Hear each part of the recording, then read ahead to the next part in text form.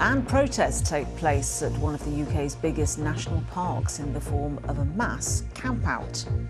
Hundreds of people have been protesting for the right to wild camp in Dartmoor National Park in the southwest of England. Last week, the UK's High Court ruled that the permission of landowners was required before camping on Dartmoor. The National Parks Authority has now struck a deal to pay landowners to allow wild camping in some areas. Claire Marshall reports.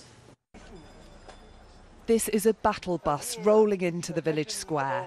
We're here today to summon up a spirit to defend Dartmoor and its wild camping rights. The organisers of this rally, the Right to Roam, say they are at war for the right to sleep under the stars. And let's go and summon up the spirit of Dartmoor. How do you feel about the level of support? It's amazing to see so many people come out together to show, you know, this is a huge issue for people. Like, it feels like it's a real visceral feeling of like this is something that we really care about. They march towards the southern slopes of the moor.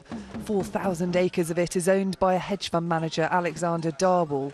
His legal action saw the High Court rule there is no intrinsic right to wild camp on the moor, something that's been done for decades. I quit my football match to come here. Did you? No. More important. Yeah. It's more important than a football match? Yeah.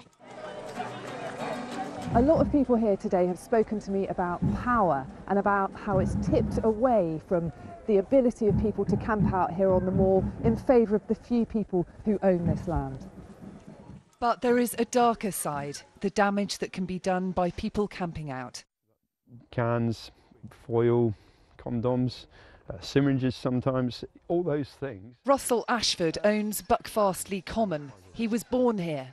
At the end of the day, it is a fantastic, big, open, wild space, but it is a wild space. And we don't want to visit it so much that it's damaged through that. A deal has been done. Landowners will be paid and people can wild camp. The area is smaller though, and the right can be revoked at any time. What everyone has in common is the desire for humans to leave no trace and to preserve the dwindling wild spaces of England.